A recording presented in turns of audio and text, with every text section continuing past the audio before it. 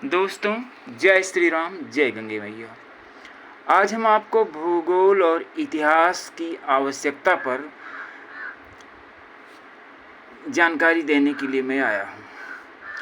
आम जीवन में हर एक आदमी को, जन जन को इतिहास और भूगोल की बहुत ज़बरदस्त आवश्यकता है। इस बात को समझते हुए मैंने आप लोगों को इस विषय पर जानकारी देना उचित समझा। तो आइए हम आपको बताते हैं कि आज के इस बदलते हुए युग में सर्वप्रथम हर एक आदमी को भूगोल की जानकारी होना नितांत आवश्यक है।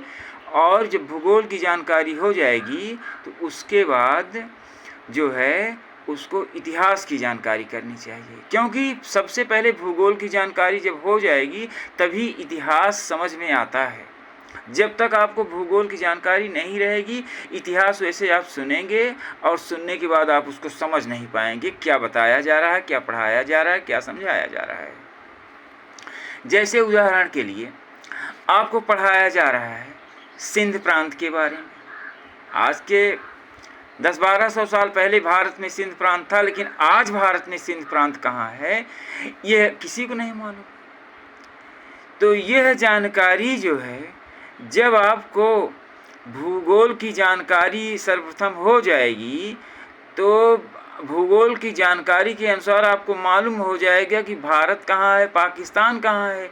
जब आपको भारत और पाकिस्तान की जानकारी हो जाएगी तब इतिहास पढ़ेंगे तो इतिहास में जो है सिंध प्रांत मिलेगा। तो इतिहास और भूगोल के संयुक्त ज्ञान से आपको पता चल जाएगा कि जो पहले सिंध कहा जिस भूभाग को पहले सिंध कहा जाता था, आज वही पाकिस्तान कहा जाता है। कुल मिलाकर मैं आप लोगों को यही बताना चाहता हूँ कि सबसे पहले आप लोग भूगोल की जानकारी कीजिए, उसके बाद इतिहास की जानकारी कीजिए, क्योंकि चपरासी से लेकर के डीएम तक की नौकरी में इतिहास और भूगोल की ज़बरदस्त ज़रूरत पड़ती है। ज़रूरत हर विषय की पड़ती है, लेकिन जहाँ तक मेरी अपनी जानकारी है, मेरा अपना अनुभव है, मैंने अन्य लोगों से भी पूछा है, सभी लोगों ने इस बात पर अपनी राय दी है, सबका बहुमत मिला है।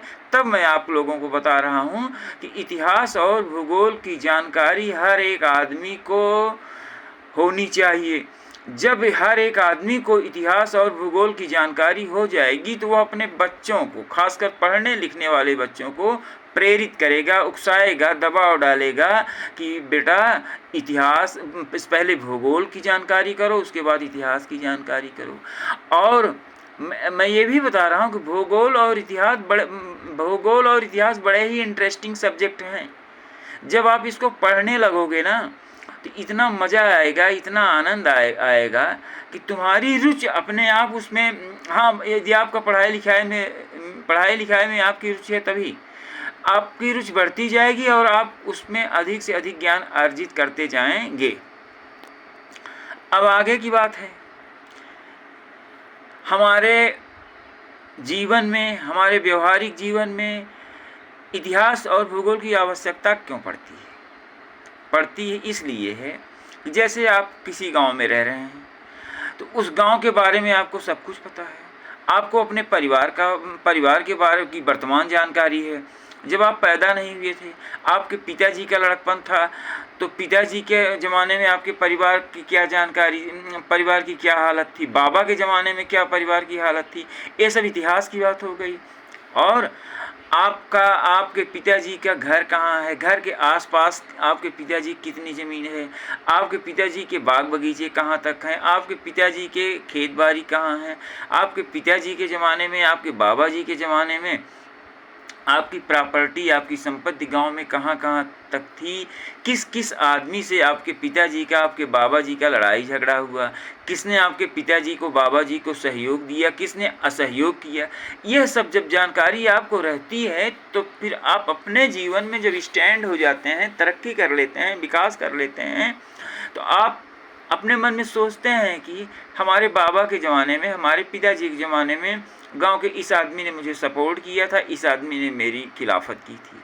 ठीक उसी तरह से आपको भूगोल की जानकारी, जब आप पहले अपने भारत देश की जानकारी इकट्ठा करेंगे, भूगोल की जानकारी हासिल करेंगे, तो आपको मालूम होगा कि हमारा कश्मीर, पाकिस्तान कश्मीर को लेकर के चीन से क्या लफड़ा है, पाकिस्तान से क्या लफड़ा है, बांग्लादेश से क्या लफड़ा है, अंडमान निकोबार द्वीप समूह हमें कैसे मिला, कैसे नहीं मिला, भारत का कितना भूभाग अभी दबा हुआ है, कितना नहीं दबा हुआ है, ये सब बातें जो है हर एक आदमी को जो है ना मालूम होना चाहिए।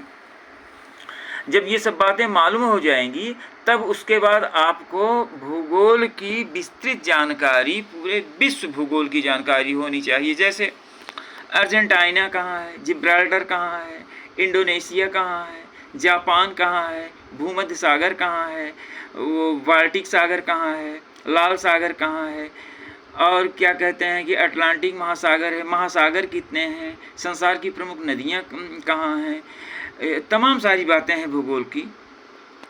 तो जब ये सब आप भूगोल की जानकारी, पूरे विश्व का भूगोल जानते रहेंगे, उसके बाद तब हल्का फुल्का या थोड़ा ब्रॉड तरीके से पूरे विश्व का इतिहास भी आपको जानना पड़ेगा। तभी आपको मालूम हो पाएगा कि पूरे विश्व समुदाय ने भारत को कहाँ परेशान किया और किसने भारत को सपोर्ट किया, किसने भारत को परेशान किया। इन सब बातों को ध्यान में रखते हुए मैं आप लोगों को संक्षेप में यही बताना चाहता हूँ कि आप लोग अपने बच्चों को भूगोल और इतिहास पढ़ने के लिए प्रेरित कीजिए, उकसाइए। वैसे मैं भी भूगोल के बारे में, इतिहास के बारे में, अन्य विषयों के बारे में वीडियो बनाकर देता रहूँगा, लेकिन अभी मैं सिर्फ इतना बता रहा हूँ कि आप सभी लोग अपने बच्चों को भूगोल और इतिहास पढ़ने के लिए दबाव डालिए, प्रेरित कीजिए, उनके अंदर उत्साह पैदा कीजिए, उनके अंदर जिज्ञासा बने। जब उनके अंदर रुचि पैदा हो जाएगी तो अपने आप पढ़ेंगे तो उनका आत्म विकास होगा और देश का भी विकास होगा। क्योंकि भारत को महान बनाने, कोई अकेला आदमी भारत को महान नहीं बना सकता है। महान बनाने के लिए जब हर आदमी को भूगोल इतिहास की जानकारी हो जाएगी तो वो भारत की पीड़ा को समझ लेगा, और जब वो भारत की पीड़ा को समझ लेगा, भारत की परेशानियों को समझ लेगा, तो अपने आप भारत के लिए वो संघर्ष करेगा। अभी तक बस इतना ही। जय श्री राम, जय गंगे मैया।